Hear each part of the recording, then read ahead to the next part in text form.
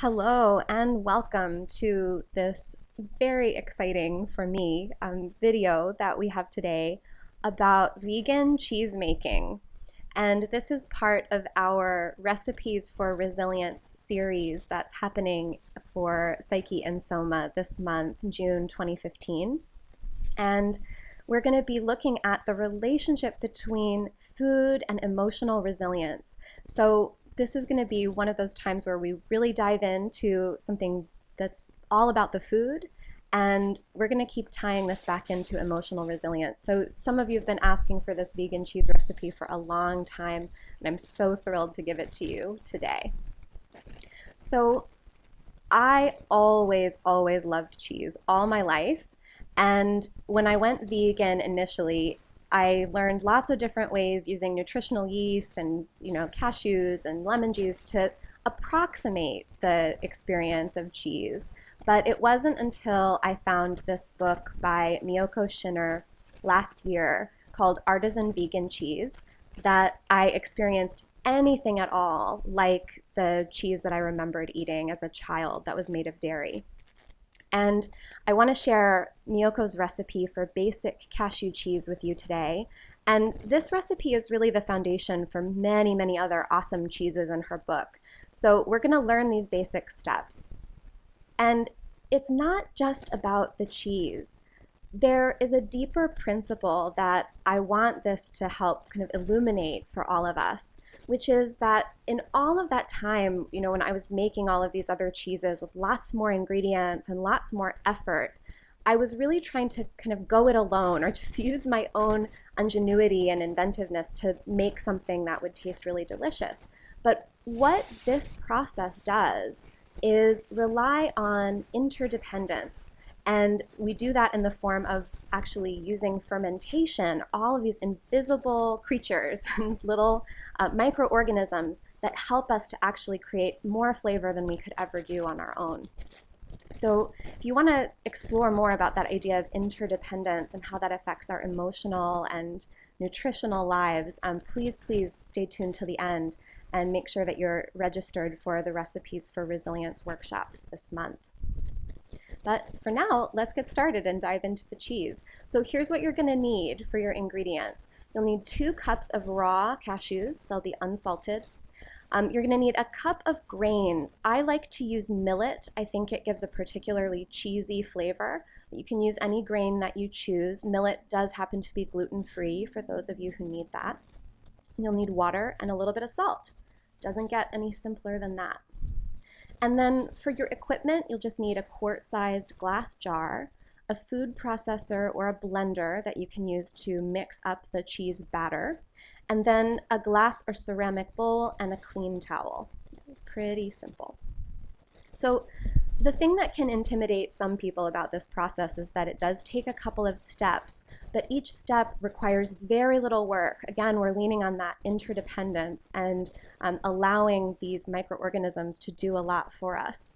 So the first step is to make something called Rejuve, which is a fermented beverage made with grains and water.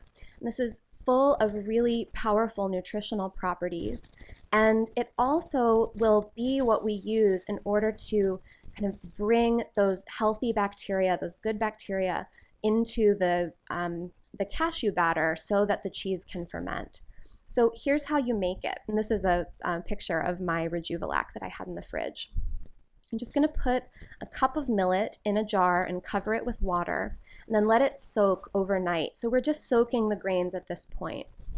And after you've soaked overnight, you're going to drain out that soaking water and then add fresh water to cover. So you don't want to fill the jar, overly full. You want to cover the grains with a bit of clearance, but you don't want it to be, only a tiny bit of grain at the bottom and a huge amount of water. So cover with maybe a thumb's length of extra.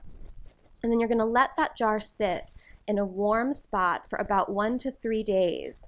And what you're going to notice when the Rejuve is happening is that you're going to get little bubbles in the jar. You're going to start to see the water will look cloudy like this water does.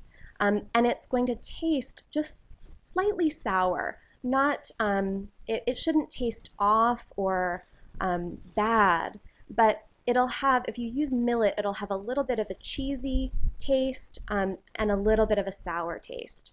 And then you're just going to drain that off, and you can store the Rejuve in the fridge for up to a month. So this was some Rejuve I had stored in the fridge. And then meanwhile, while you're making your Rejuve on the last day or so of that soak, you want to soak your cashews so that you'll be ready to go to make your cheese. And now I want to show you a little tutorial video of how to actually make the cheese. So these are my cashews that I've soaked overnight. And then here's the Rejuve again. This is really that place where we're leaning on interdependence. And then here's some salt. You don't need all of this salt. This was just for demonstration purposes. And all that I have to do now, the only active step of making this cheese, is to just put these ingredients together in a food processor or a blender. You want to use about 1/4 to 1/2 cup of Rejuve.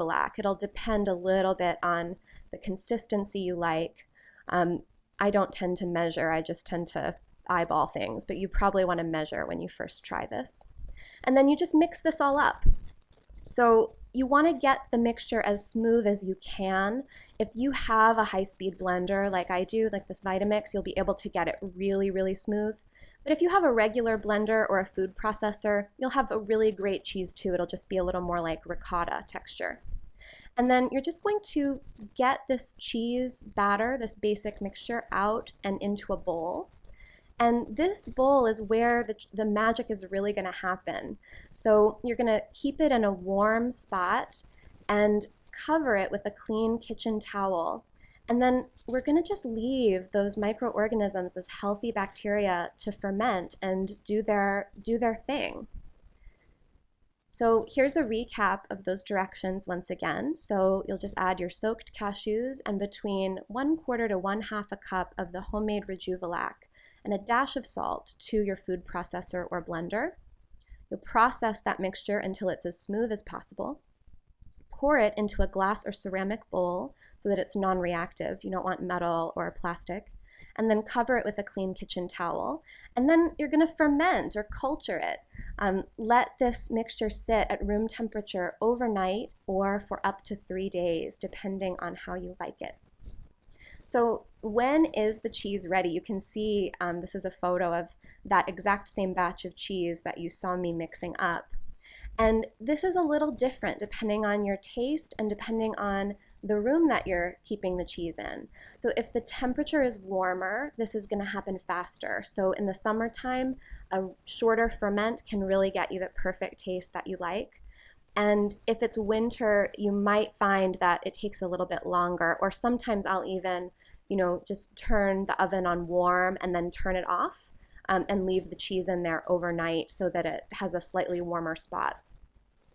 And this cheese, once you make it, it will keep in the fridge for up to 2 weeks, though I highly doubt that you'll be able to leave it that long without eating it. And I really love to serve this on bread or crackers, sprinkling a little bit of salt and pepper on top, and with a little splash of scallions, green onions. That's probably my favorite way to eat this cheese.